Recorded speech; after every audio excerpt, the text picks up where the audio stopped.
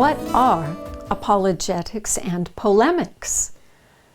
We're going to be talking about that, and some of you might not know what it means. Well, simply, apologetics means defending the faith, and polemics means finding faults with other faiths.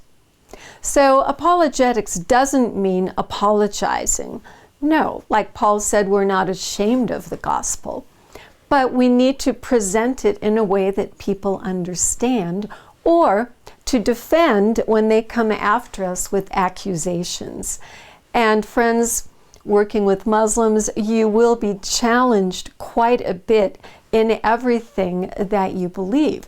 So we encourage Christians to learn apologetics.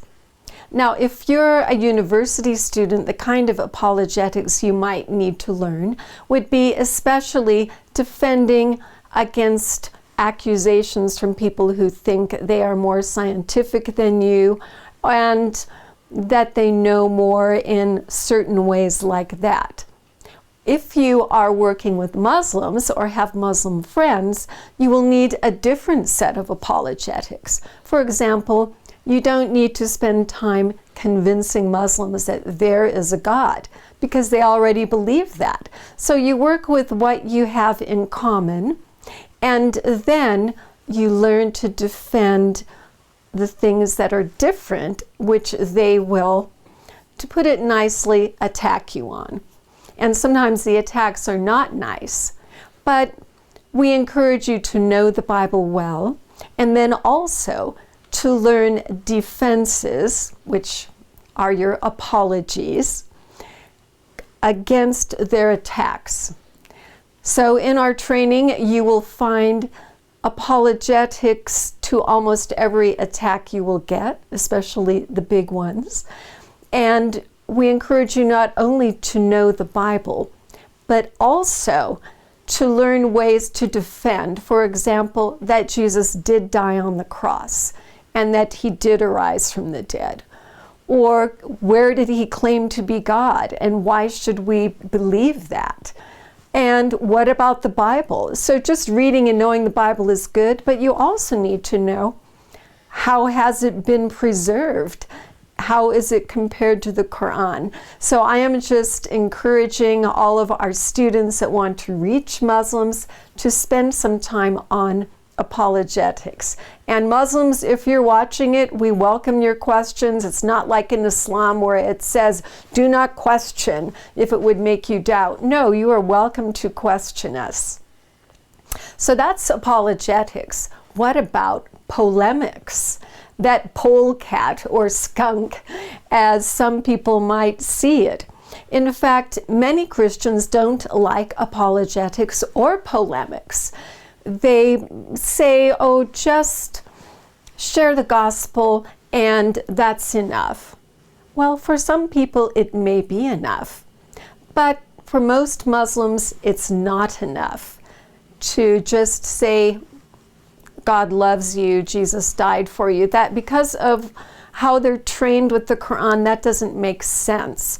So we need to present it in that way. But we also want to encourage Christians to be able to do some polemics. Polemics, again, is finding fault or pointing out the difficulties with other beliefs that aren't your own. Maybe it's with atheism. But in this series, we especially focus on Islam. And I admit, when I first started working with Muslims, I didn't really want to do that very much. But the person who spent years training me, basically, from Palestine, we call him Brother E. That's different than Brother Al-Fadi, who also works with us. But this Brother E told me, Cynthia, it is so difficult for a Muslim to leave Islam. The culture, the brain attitude, everything they would leave, their family, their belief, their culture, it's so hard that they need to know that it is wrong before they will leave it. And so that's why we do think polemics are important. sooner or later they will need to know that Islam is not right, and we can help them by kindly pointing out these problems to them. Now, as you've learned in some of our other videos, our objectives in ministry are 3, and we try to encourage you to see your life with Muslims, and perhaps everybody, as doing one of 3 things: building bridges, sharing truth, and challenging falsehood. So when you are doing apologetics and presenting why you believe the Christian faith, why the Bible is true, why we know Jesus rose from the dead, those fit into sharing truth. The polemics fit into what? Challenging falsehood or challenging Islam. Hopefully you will learn in our series that we are not telling you to just go and attack people. No. The only setting I think where you would first use polemics might be at a debate, where you're talking to someone after the debate. Well, what did you think about such and such? But even there you need a little bit of a bridge. But for most of your interactions with Muslims on a personal basis, first you want to have bridges with them. Again, you want them to know that you care, so they will care what you know. And you want them to have heard the gospel in a way that they understand. And that is how we encourage you to learn the Path of the Prophets gospel method in some of our other videos. And after that, you usually can get to the point where you challenge Islam in many ways. And in our apologetics training on our webpage, and to some degree in our lesson on apologetics, we will teach you how to do that.